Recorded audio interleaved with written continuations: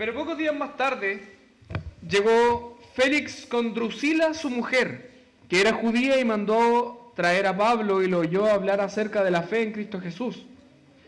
Al disertar Pablo sobre la justicia, el dominio propio y el juicio venidero, Félix, atemorizado, dijo: «Vete por ahora, pero cuando tenga tiempo te mandaré llamar».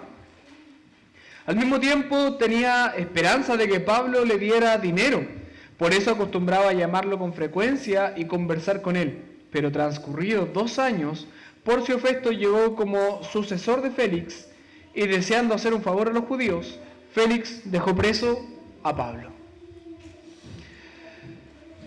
Aquí yo le quiero entregar algunos porcentajes, algo de información que yo creo que nos va a ser muy útil. Según la psicología, el 80% de las personas en nuestros tiempos suelen hacer lo que realmente les gusta en la vida. ¿Qué les gusta hacer a ustedes? Viajar, comer, leer libros, algunos, ver series, ver películas. El 80% de las personas en nuestro tiempo moderno quiere hacer lo que quiere hacer. Si nosotros traemos esta misma pregunta, pero enfocada a cristianos que leen su Biblia, según una encuesta realizada en Estados Unidos, tan solo el 37% de los cristianos leen su Biblia a diario. Yo te pregunto, ¿estás dentro de ese porcentaje de los que leen su Biblia a diario? Es triste. Y esto es preocupante, pero es la realidad del cristianismo moderno. Lamentablemente los cristianos hacen lo que a cada uno le parece más interesante. Yo estoy seguro que si yo te hablo a ti, tú me vas a decir: no, en realidad yo hago lo que me parece más novedoso, lo que me gusta. Muy difícil que nosotros hagamos lo que no nos gusta. Por ejemplo, en el caso de algún deporte, fútbol, básquetbol, rugby, lo novedoso son las jugadas que se van a realizar, los jugadores que van a jugar, el contrincante que van a tener, los goles que se van a hacer. Y todo esto va girando constantemente. ¿Con quién va a jugar? ¿Qué jugada va a hacer? Va a jugar este, yo quiero ir a ver ese partido. Algo novedoso, me llama la atención. Pero la Biblia parece no ser interesante para los cristianos porque pareciera ser repetitiva. Si es repetitivo, no me interesa. Y es justamente eso lo que sucede en la historia de Pablo. Parece repetitivo que cada domingo estamos predicando de un Pablo encarcelado y que el cristiano es llamado a sufrir. A lo mejor muchos de ustedes pueden decir: oye, ya, pues háblanos de otra cosa.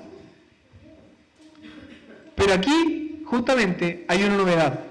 Y es porque por más que hayan leído la Biblia, por más que a lo mejor la hayan leído una vez completa, 2 veces completa, 3 veces, 4 veces, 5 veces, si lo has leído más, maravilloso, gracias al Señor por eso.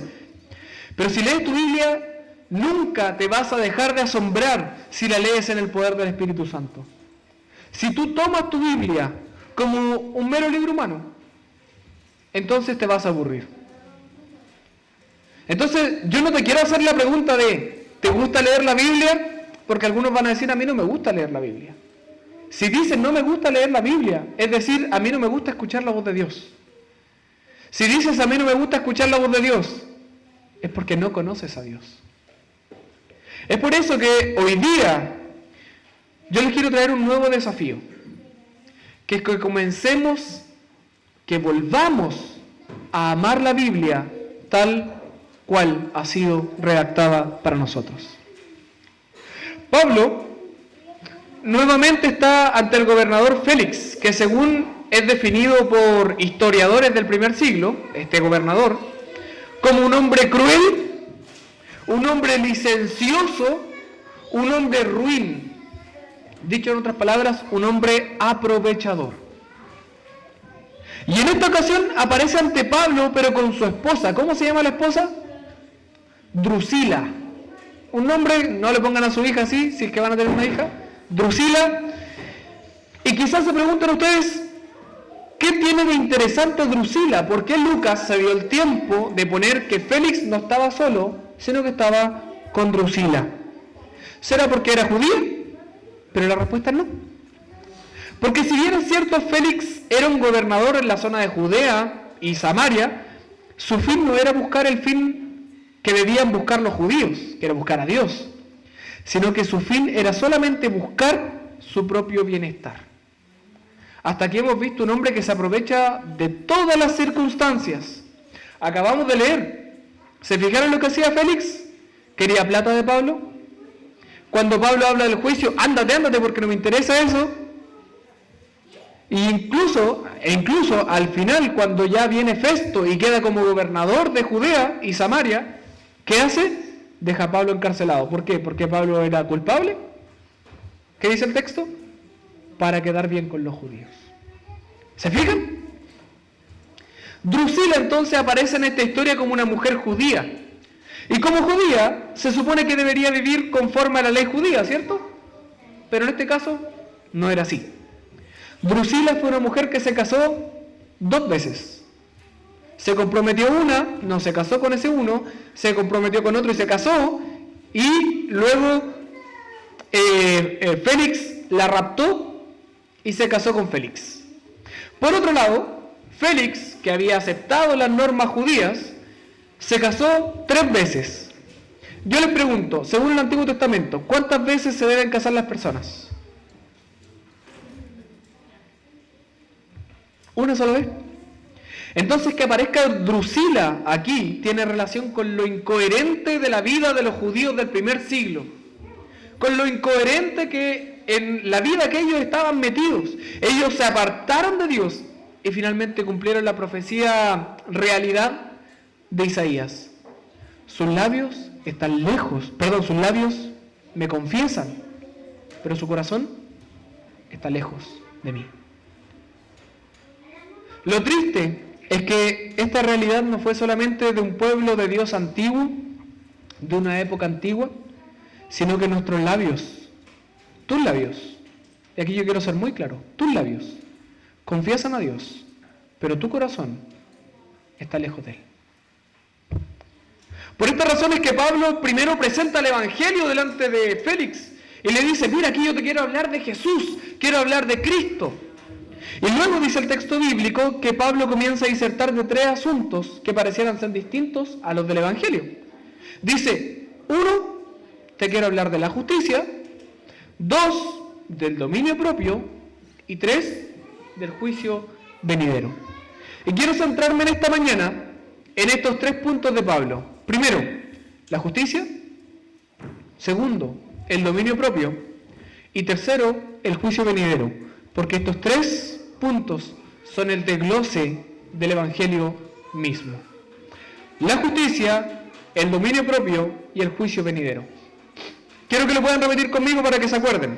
Primero, la justicia. Segundo, dominio propio. Y el tercero, el juicio venidero. Vamos con el primero entonces, la justicia. El concepto de justicia en la época del Nuevo Testamento tenía relación directa con la ley. Cuando se habla de justicia, lo que hacen los escritores del Nuevo Testamento es hacer referencia a la ley de Dios. Pero, para el pensamiento griego, el contexto donde fue escrito el Nuevo Testamento, la justicia tenía relación con cumplir lo que me mandan hacer para no sufrir un castigo de parte del gobierno civil. ¿Se entiende? Como el dicho que dice, mientras cumpla, todo bien, ¿cierto? Mientras haga lo que tiene que hacer, todo bien. Pero, para los judíos, la idea de justicia tiene directa relación con la ley de Dios, porque para ellos la ley de Dios rige todas las relaciones sociales. Ellos decían, ¿quieres saber cómo comportarte con amigos? ¿Quieres saber cómo comportarte en tu matrimonio? ¿Quieres saber cómo comportarte entre hermanos en la fe? Estudia la ley de Dios, porque ahí está todo. Para un judío pensar en la ley era pensar en el carácter eterno de Dios, porque la ley reflejaba el carácter de Dios. La ley es el único elemento que puede traspasar la historia sin cambios algunos. Nosotros vemos la historia de las iglesias cristianas y ¿qué cosas cambian?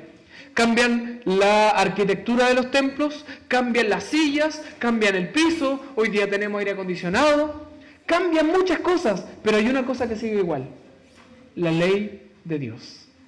La ley de Dios no cambia. La ley de Dios es igual. Para un verdadero judío, entender la ley de Dios era comprender lo que realmente es justo. ¿Cuántas veces nosotros mismos hemos usado esa frase? Oye, pero qué injusto lo que está haciendo. ¿Según quién? Oye, pero qué injusto lo que está haciendo esta persona. ¿Según quién? Es porque hoy día está manoseada esta idea de justicia. Cualquier cosa es justa, cualquier cosa es injusta, conforme yo.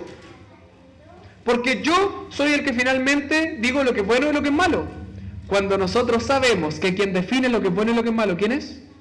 Dios, a través de su palabra. Pero Félix claramente no entendía el concepto de justicia. Se hacía pasar por judío, quería ser judío, quería ser aprobado por los judíos, pero no entendía lo que era la justicia de Dios. Aún adoptando las leyes judías, no le interesaba nada más que su propio bienestar.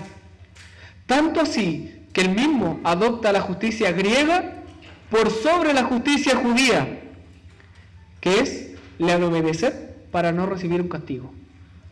¿Qué hizo Félix con Pablo antes de terminar su mandato? Dejó a Pablo encarcelado. ¿Por qué? ¿Porque Pablo era culpable? No, porque se quería congraciar con los judíos. Él sabía que con eso iba a sentir paz. Pero para Pablo era distinto. Para Pablo entender la ley es esencial. Porque allí era donde se encuentra Dios mismo. La Biblia nos dice que la ley de Dios es gracia. Que muchas veces nosotros decimos, no, es que vivimos por la ley. Si vivimos por la ley, entonces nos vivimos por la gracia. Pero para la Biblia, la ley y la gracia son una sola cosa. Porque la ley me enseña cómo vivir, pero al mismo tiempo me demuestra que yo no puedo cumplir y que necesito de un Salvador. Eso es gracia. Eso es amor del Señor. Para Pablo, conocer, entender y aplicar la ley de Dios era conocer el carácter de Dios. Por esa misma razón es que le presenta a Félix la idea de justicia. Mira, Félix, yo ahora estoy delante de ti. Yo ahora estoy frente a ti y te quiero presentar la idea de justicia para que entiendas que tú eres un injusto. Nosotros generalmente queremos o tenemos esa tendencia a querer agradar al otro. Pero Pablo fue directo a Félix y le dijo, tú eres injusto. Leamos los mandamientos del Señor. ¿Has mentido? Sí, la verdad que he mentido. Eres injusto. Eres injusto. Por esta misma razón es que Félix, aun cuando le presenta toda esta idea de justicia, aún así, él no se presenta como injusto. Aún así, él dice, no, yo voy a hacer lo que tengo que hacer. Me da igual lo que pase. ¿Cómo sabemos eso? Porque pasó 2 años después de que Pablo conversa con él acerca de la justicia. 2 años y Pablo seguía encarcelado. Lamentablemente hoy día todos nosotros hemos adoptado la idea griega de justicia, en la que hacemos las cosas solo porque debemos hacerlas, pero dejamos de lado la pasión que se debe y puede sentir al momento de conocer a Dios a través de la palabra. Es lamentable que muchas veces nosotros mismos decimos, oye, pero yo me acuerdo que hace unos años atrás yo oraba 1 hora, oraba 1h30, 2 horas, arrodillado ahí debajo de mi cama, peleando la buena batalla de la fe. Y ahora, no, es que ahora me da flojera, es que estoy cansado, es que es mucho trabajo, es que, manejé demasiado. Tenemos siempre una excusa extra delante del Señor. Porque a lo mejor la excusa me la puedes dar a mí, y yo no te puedo hacer nada. Que lamentable, hermano, lee más, ora más. Pero el Señor no te va a decir eso. ¿Qué hiciste con el tiempo que te di? ¿Qué hiciste con la vida que te regalé? ¿Qué hiciste con el auto que yo te puse? ¿Qué hiciste con la casa que yo te regalé, que yo te di, que yo te permití tener? Y tú le vas a decir al Señor, Señor, es que no tuve tiempo. ¿Creen ustedes que le vamos a poder decir eso al Señor? A fin de cuentas, eso nos hace a nosotros injustos. Y quiero que recuerdes eso, que el primer punto, que si bien Pablo habla de justicia, yo quiero que recordemos primero que tú y yo somos injustos. Tú y yo somos injustos. Todos en este lugar somos injustos delante de Dios. Si realmente entendiéramos lo que significa conocer a Dios, como dice el Salmo, nos alegraríamos en Jehová. Si el Señor nos hiciera volver de la cautividad, o cuando el Señor nos hizo volver de la cautividad, nos alegrábamos en el Señor, decía el salmista cuando iban subiendo a Jerusalén. Somos como aquellos que fuimos librados, gracias Señor, pero ahora que ya fui librado no me interesas. Para el fariseo vivir la justicia era llenarse de méritos. Para el griego vivir la justicia era vivir en paz. Para los católicos romanos vivir la justicia era escapar del infierno.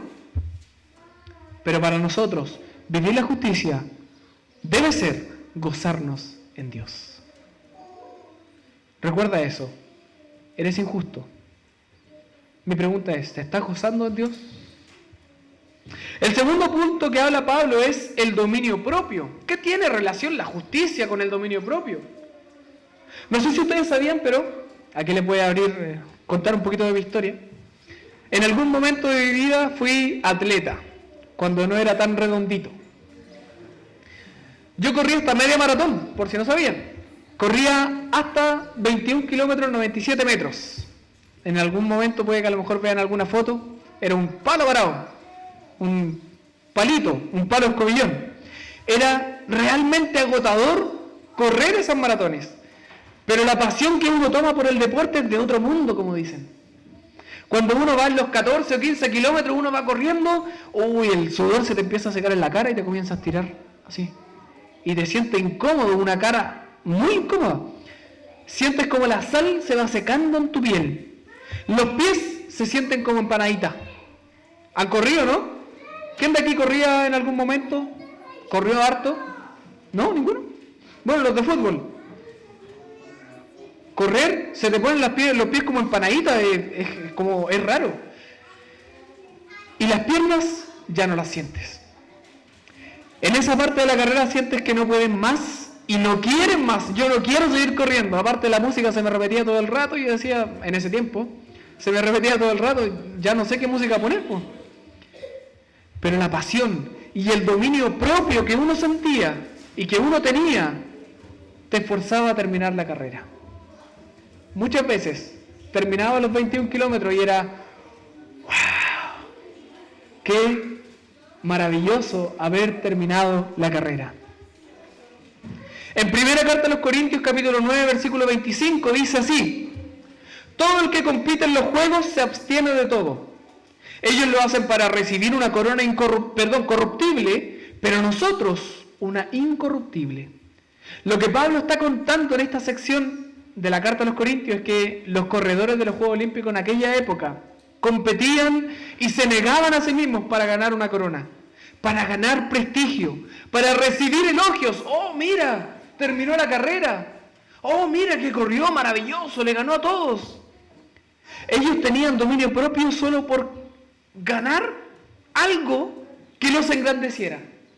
Ellos querían ser engrandecidos y lo mismo hacía yo. ¿Por qué corría? ¿Por qué me esforzaba? ¿Por qué luchaba conmigo mismo cuando ya no podía más para terminar la carrera? Porque yo tenía dominio propio, pero con el fin de sentirme superior al otro. Con el fin de sentirme superior al que no era tan rápido como yo. Con el fin de sentirme superior porque el otro no tenía la misma fortaleza que yo. Para los griegos tener dominio propio era ser tenido en alta estima. En deporte o en cualquier asunto, si tú tenías dominio propio y te frenabas, para el griego tú eras como, ¡wow! Eres tremendo, ¿ah? Eres maravilloso. Y para los judíos también. Porque solo el dominio propio te frenaba de hacer lo que la ley de Dios no agrada. Solamente aquellos que tenían dominio propio se podían frenar a pecar. El problema es que ellos mismos le añadían a la ley, creyendo más a los maestros de turno, más a los maestros modernos, digámoslo así, a los maestros de Facebook que escriben bonito, que hablan bonito, que a lo mejor que exponen bonito. Oye, tiene lógica, lo voy a seguir. Listo. Ahora todo lo que me diga él me sirve. Lo que dice la Biblia, no. La Biblia es muy difícil. Y es lamentable que los judíos hacían esto. Claro, en ese tiempo no existía Facebook, pero existía la idea de que iban a las sinagogas, o en las plazas, o en las calles, y hablaban ciertos asuntos. Ellos creían, por ejemplo, que golpear a un cristiano era más santo que airarse y no pecar. Pero si vamos a la Biblia, ¿qué es más santo? Airarse y no pecar. ¿Golpear a alguien? Al contrario, la Biblia dice, si te pegan en una, pon la otra. ¿Cuántos de nosotros hemos puesto la otra? Nosotros decimos, después del combo, ponemos la otra mejilla. Si es que se para. El Señor demanda de nosotros dominio propio para ganar una corona incorruptible. No que nosotros la vayamos a ganar, sino que Dios la ganó por nosotros y nos esfuerza para matar el pecado a través de su palabra y gozarnos en Él cada día de nuestras vidas. Pero de nuevo, si el primer punto, nosotros y cada uno de nosotros reconocimos que somos injustos, ahora nosotros mismos reconocemos que no podemos frenarnos. Cada uno de ustedes, y yo también, cada uno de nosotros decimos, no me puedo frenar al pecado. Yo lucho contra el pecado, yo lucho con la carne y pierdo. Soy injusto y no tengo dominio propio. Y eso me lleva al tercer punto, el juicio venidero. Si soy injusto y no tengo dominio propio, ¿hacia dónde voy? Al infierno. Ayer conversé con una hermana de la iglesia de Concepción. Ayer fue el encuentro de niños, por cierto. Fue maravilloso. Más de 50 niños participaron. Alabado sea el Señor por eso. Ella me comentaba que estuvo más de 50 años en la misma iglesia. Ella era hija de pastor. Más de 50 años en la misma iglesia, donde solamente se hablaba del juicio de Dios y que si no vives adecuadamente, conforme a la Biblia, pero más conforme al pastor, lo que decía el pastor era lo correcto, entonces te irías al infierno. Si no cumples, te va al infierno. Y los asustaban. ¿Cuántos de nosotros vivimos así por mucho tiempo?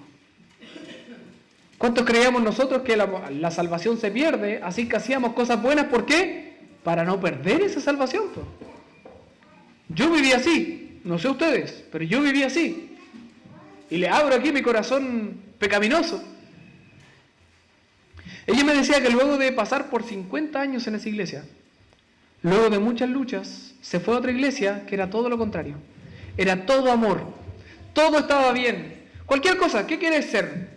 ¿Quieres ser mujer mientras eres hombre? Está bien, dale nomás. ¿Te quieres casar mujer con mujer? Por supuesto, adelante. ¿Quieres abortar? No hay problema, si lo que importa es la vida de la madre. Todo aceptado. Y otras cosas más, no voy a seguir entrando en detalle, pero es lamentable que la iglesia evangélica chilena, no estoy hablando de una realidad externa, estoy hablando de nuestra realidad chilena, o somos juiciosos, o somos todo amor sin juicio. Pero cuando ella llegó a su actual iglesia, me decía que escuchó un equilibrio bíblico adecuado entre el amor y la justicia. Se sentía culpable, pero se sentía amada. Sentía que ella era pecadora y que merecía juicio, pero que en Cristo había sido perdonada, amada y había recibido misericordia. Ese es el equilibrio que nosotros debemos tener. Cuando Pablo expone su tercer punto, Félix lo para en seco y le dice, a ver, cabrito, ya te escuché acerca del juicio, de la justicia, ya te escuché acerca del dominio propio, no quiero escuchar acerca del juicio final.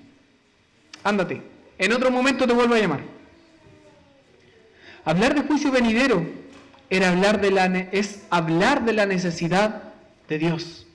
Porque si hay algo que es transversal a todas las religiones en el mundo, incluso aquellas que no provienen del cristianismo, sino del paganismo, es hablar del juicio.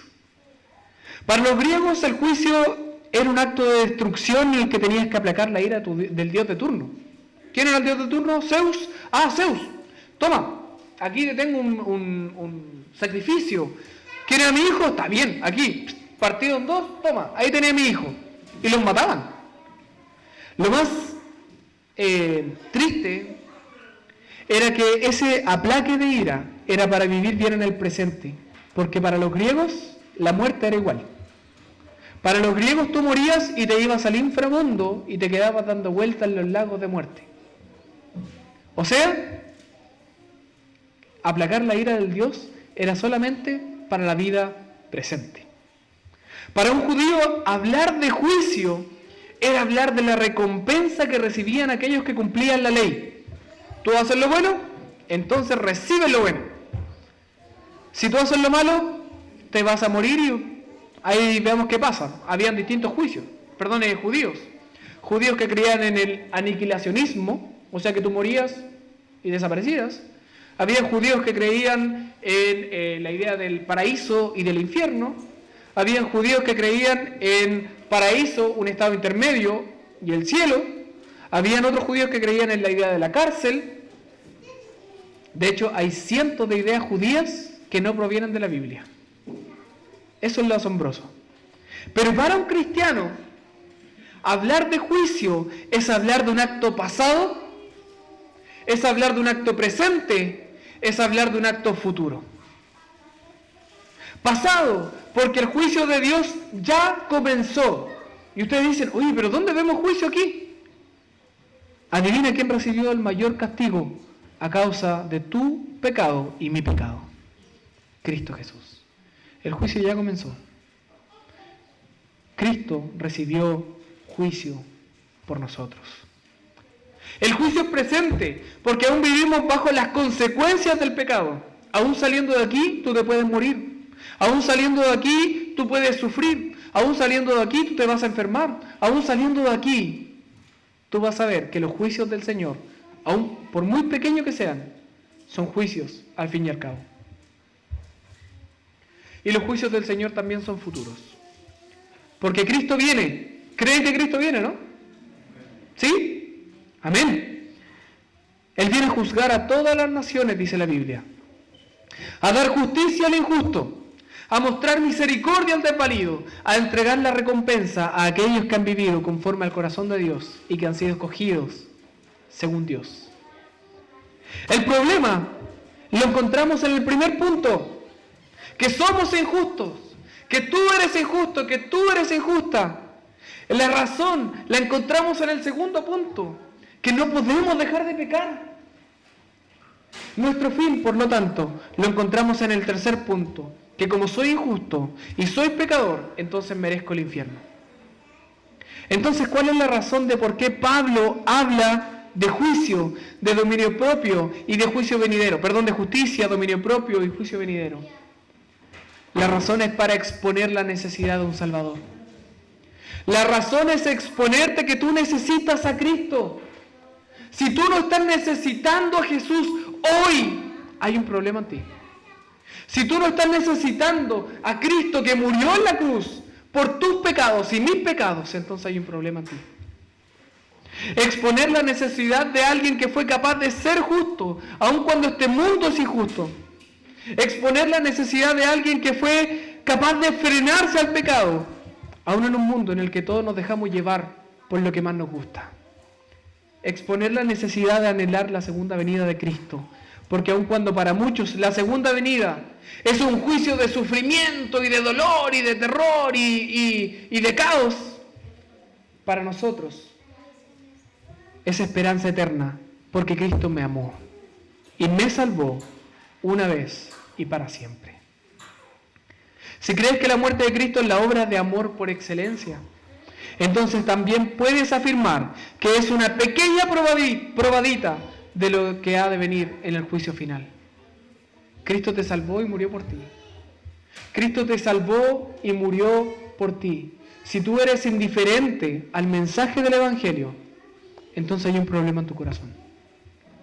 Pero si tú escuchas hoy la voz de Dios, entonces no rehuyas a arrepentirte delante de Él, a pedir perdón por tus pecados, porque Él está presto para ti, para decir, no tienes justicia, pero Cristo vino y murió por ti.